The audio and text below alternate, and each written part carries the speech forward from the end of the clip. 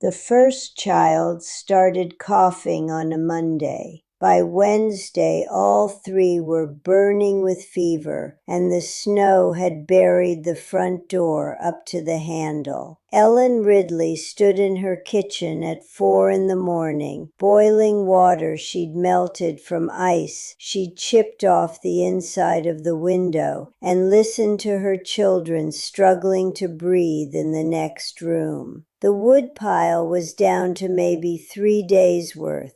The nearest neighbor was 11 miles east, and her husband had been dead for 6 weeks, buried in frozen ground behind the barn because the earth was too hard to dig a proper grave and the town too far to fetch a preacher. She hadn't cried yet. There hadn't been time. Robert Ridley had died the way he'd lived, working too hard and saying too little about it. He'd gone out in the first real storm of November to bring the cattle closer to the barn, and the horse had come back without him. Ellen found him at the bottom of the ravine an hour later, his neck broken, his eyes open to a sky that was already filling with the kind of snow that didn't stop for weeks.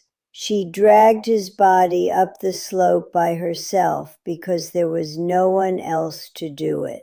210 pounds of dead weight moved inch by inch through knee-deep snow because the alternative was leaving him there for the coyotes. That had been the easy part. The hard part was everything that came after. 3 children under the age of 10, William at 9, Ruth at 6, baby Daniel not yet 2, and a ranch that demanded constant attention, even in the best of weather. Robert had always handled the heavy work. Ellen had managed the house, the children, the garden, the preserving. They'd been a team. Now she was carrying all of it, and winter was barely started.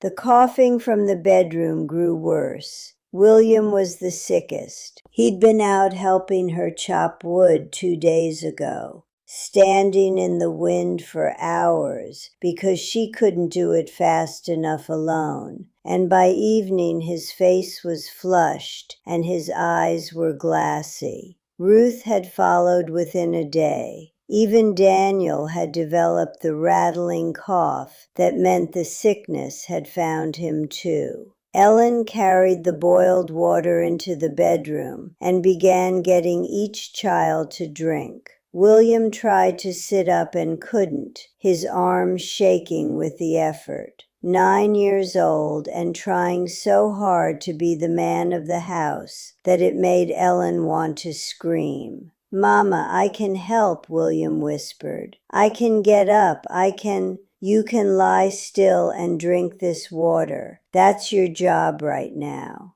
"But the woodpile." "I'll handle the woodpile." "Papa always said." "I know what Papa said." Ellen's voice cracked, and she turned away before William could see her face. She tucked Ruth's blankets tighter, while the girl stared up at her with fever-bright eyes that held the kind of trust only children could give. Absolute belief that Mama would fix everything, because Mama always fixed everything. Daniel was the quietest, which worried Ellen the most. Babies were supposed to cry when they were sick. The fact that he lay still in his cradle, breathing shallow and fast, his tiny fists curled against his chest, that silence terrified her more than the coughing. When the children finally drifted into fitful sleep, Ellen pulled on Robert's coat and went outside to face the woodpile. The world beyond the door was white and hostile. Snow had drifted against the house in waves that reached the window sills. The woodpile looked pitiful. A few cords of split oak against the barn wall, maybe half dry enough to burn. 3 days of fuel if she kept all the fires going. Maybe 5 if she let the kitchen stove go cold. 5 days, and then nothing between her children and the killing cold.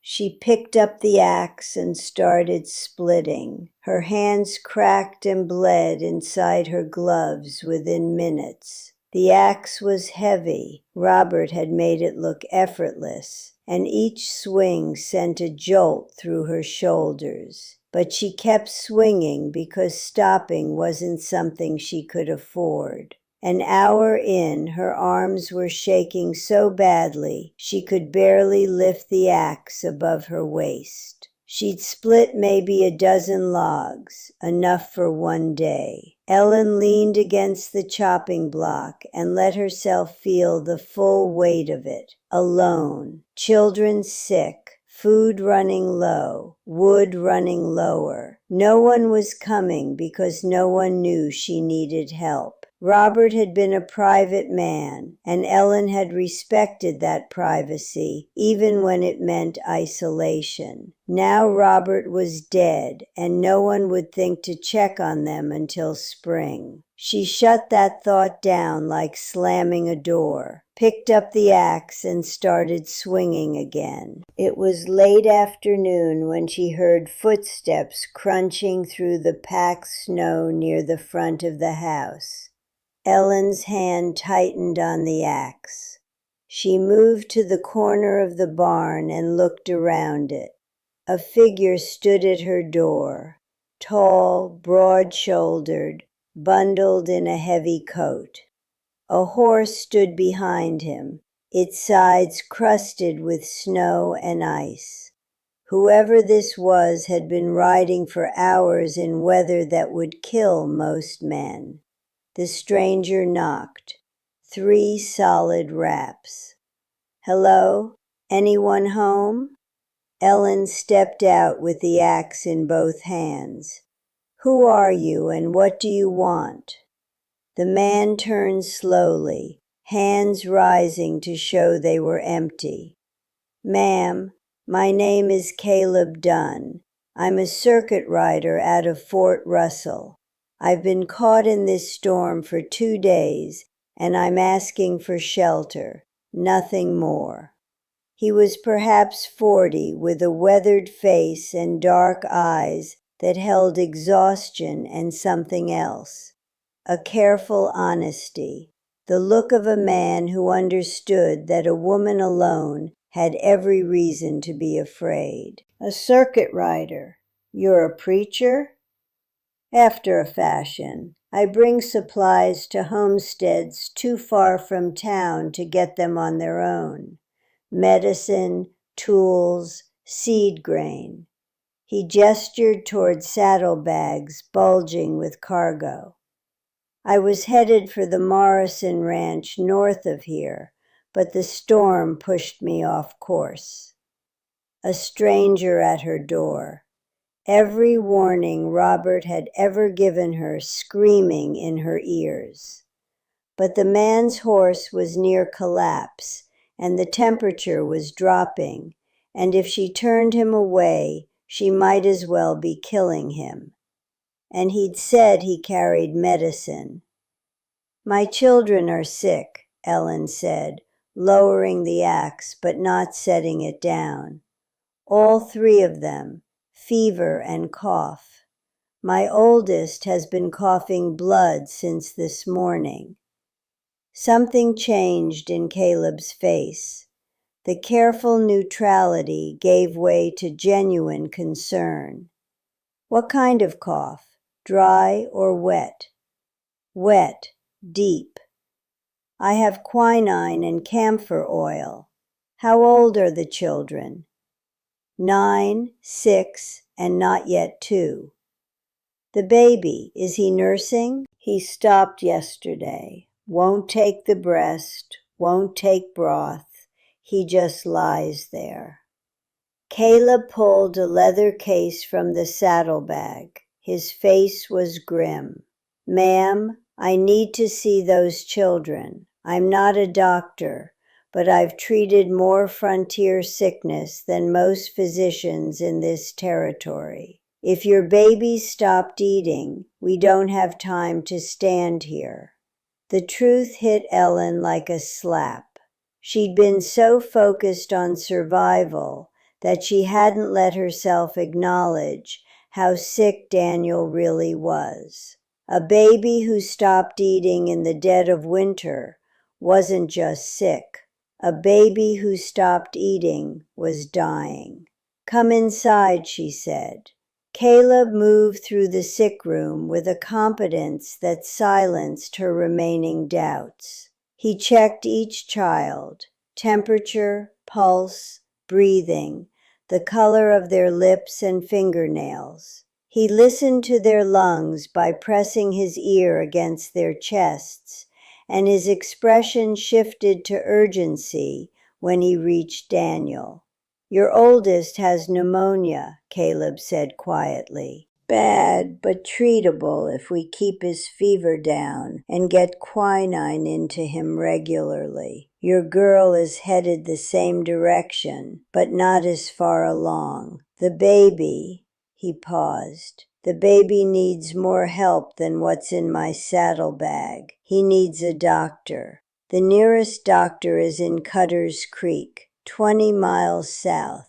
In this weather, 2 days at best. Then what do? We fight for him with what we've got. Camphor oil on his chest, warm compresses every hour, drops of sugar water to keep his strength up." He met her eyes. "I'll stay until the children are out of danger. You have your own route, your own people waiting.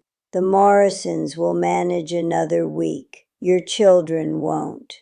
That first night set the pattern. Caleb took over William's care, administering quinine on a strict schedule with the persistence of a man who'd sat vigil before. Ellen tended Ruth and Daniel, moving between their beds in a rhythm that became automatic. Every few hours she'd find Caleb pressing a fresh cup of coffee into her hands, and she'd drink it standing up, because sitting down felt like surrender. They barely spoke those first 2 days, not from coldness, but from the focused silence of two people working the same desperate task. Caleb chopped wood in the mornings, long, efficient sessions that produced twice what Ellen had managed, and she tried not to feel the sting of watching someone do easily what had nearly broken her. On the second night, Daniel's breathing changed. Faster, shallower, with a wet rattle at the bottom of each breath that made Ellen's blood run cold. She picked him up and held him against her chest, rocking and singing and begging God or whoever was listening to not take this child from her. Caleb appeared in the doorway. Then he crossed the room and knelt beside her. "Let me see him." Ellen didn't want to let go. Every instinct told her that if she released this baby, he would slip away. But Caleb's hands were steady, and she let him take Daniel because she was too exhausted to hold on anymore. Caleb heated camphor oil and made a compress for Daniel's chest. He propped the baby at an angle that eased the rattling breath.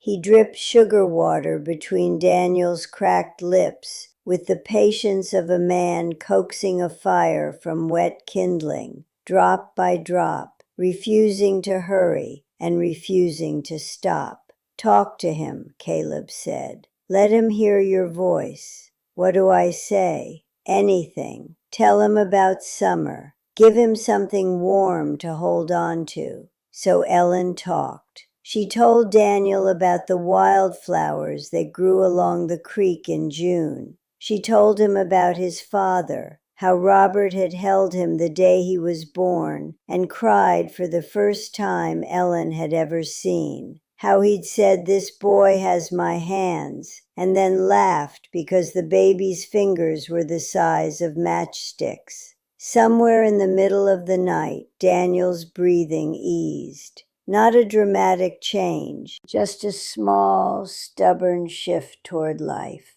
His breaths grew slower, deeper. The rattle faded. When Ellen put her finger in his palm, he gripped it.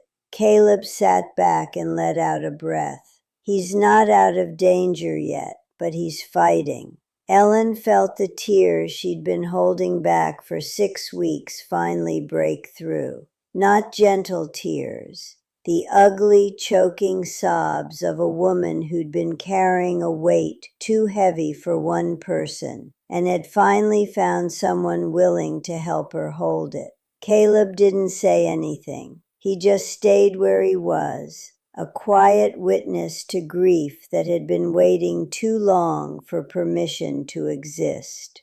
By the 5th day, William's fever had broken. The boy sat up and demanded food, and Ellen laughed for the first time since Robert died. Ruth followed a day later. Daniel was the slowest to recover, but each day brought small improvements. A stronger cry, a willingness to nurse again, the return of the bright-eyed alertness that had made Robert call him our little watchman. With the crisis fading, Ellen began to notice things about Caleb. The way he moved around the house with respect for its boundaries, always asking before entering rooms. The way he spoke to the children, direct and honest, never talking down, treating even Ruth's silliest questions with adult seriousness. And the way he looked at her sometimes when he thought she wasn't watching, not with hunger or calculation, but with something quieter, recognition, the way you'd look at someone who reminded you of something you'd thought was lost. "You should go," Ellen said one evening on the porch. "The Morrisons are waiting. The Morrisons can wait. Your woodpile can't." He was right. The supply was still dangerously low for the weeks remaining. "I can manage," she said, the words automatic and hollow. "I know you can. You've been managing since your husband died. You dragged him out of that ravine alone. You kept this ranch running. You kept your children alive through sickness that would have killed them without your care." Caleb set down his lantern and looked at her. "Nobody's questioning whether you can manage, Ellen. The question is whether you have to." She looked toward the dark hills where the snow was still falling. Robert would have been ashamed to need help. Robert's gone, and shame is a luxury that dead men leave to the living. Your children are alive because you asked me inside when every instinct told you not to. That wasn't weakness. That was the bravest thing I've seen in 15 years of riding this territory. Ellen watched the snow and thought about the strange arithmetic of survival. How sometimes the hardest thing wasn't enduring the storm, but admitting you couldn't endure it alone. "Stay through January," she said. "Help me build the wood supply up and get the livestock through the worst of it. I don't want payment." "Then what do you want?" Caleb was quiet for a long time. 15 years I've been riding circuit. Other people's homesteads and other people's families, and then riding on. Catherine was the last person who asked me to stay anywhere, and she died of scarlet fever before I could answer her. Ellen looked at him. In the lantern light, his face held the same grief she saw in her own mirror. The loneliness of someone who'd been moving too long, because standing still meant feeling everything they'd been running from. "I'm not asking you to stay forever," she said carefully. "I'm asking you to stay through January." "I know, and I'm saying yes." He stayed through January and then through February because the storms kept coming and the work kept piling up, and the children had started looking at Caleb the way children look at someone who's become part of the architecture of their lives. William followed him to the barn every morning, learning the quiet competence that came from watching a man who took pride in doing things right. Ruth drew pictures of Caleb's horse and left them on his pillow in the barn, and Daniel reached for Caleb with the indiscriminate trust of a baby who didn't understand the difference between staying and leaving. Some evenings after the children were in bed, Ellen and Caleb sat on the porch, watching stars come out over the valley. They talked about practical things mostly, the chicken coop, whether the south pasture could support cattle come spring. But sometimes the conversation drifted deeper into the quiet territory where two people who'd buried their hearts were slowly learning to unbury them. Catherine would have liked you, Caleb said one night. She was practical like you, tough in the way that matters. Ellen smiled into her coffee. Thomas would have liked you too. He worried about what would happen to us if something went wrong. He said he hoped I'd find someone steady. Steady, Caleb repeated. That's what you need? Ellen looked at him, this quiet man who'd ridden into her life during a blizzard and stayed like good weather. That's exactly what I need. It was Ruth who asked the question everyone had been avoiding. She asked it at dinner one evening with the directness only a 6-year-old could manage. Mr. Caleb, are you going to be our new papa? The silence was thick enough to cut. William stared at his plate. Ellen felt her face burn. Caleb set down his fork and gave Ruth the same serious attention he gave everything. That's not my decision to make, Ruth. That's your mama's. Every eye turned to Ellen. She looked at her children, William trying to be neutral, Ruth openly hopeful, Daniel banging his spoon with cheerful ignorance. Then she looked at Caleb, who was watching her with patient honesty, willing to accept whatever answer she gave. I think that's a conversation Mr. Caleb and I need to have in private. She found him in the barn that evening, brushing his horse. He didn't look up when she came in, but she saw his shoulders tense. Ruth put you on the spot. I'm sorry. Don't be. She asked what I've been wanting to ask for weeks. Caleb set down the brush. I told myself I was staying for practical reasons. The wood, the livestock. That was true at first. But it stopped being the whole truth somewhere around the 2nd week, and I think you know that. I know. I'm not Robert. I won't pretend to be. I'm not asking you to replace him. Then what are you asking? Ellen thought about it carefully, because Caleb deserved an honest answer. I'm asking if you'd be willing to stop riding, to stay here for good, to be a father to children who need one, and a partner to a woman who's learned the hard way that doing everything alone isn't strength, it's just stubbornness. Caleb's face didn't change much, but his eyes, dark and tired and carrying 15 years of loneliness, filled with the specific relief of a man who'd been waiting to be asked that question for a very long time. I'd be willing, he said. They were married in the spring, when the snow melted and the creek ran high, and the wildflowers Ellen had told Daniel about during his worst night began pushing through the mud. The preacher rode out from Cutter's Creek, and the ceremony happened on the front porch, with William holding the Bible, and Ruth throwing handfuls of early clover, and Daniel shrieking with delight from Ellen's hip. When the preacher asked if anyone objected, William cleared his throat with the gravity of a 10-year-old who'd rehearsed this moment. "I don't object," he announced, "but I want it on the record that Mr. Caleb promised to teach me to break horses this summer, and I'm holding him to it."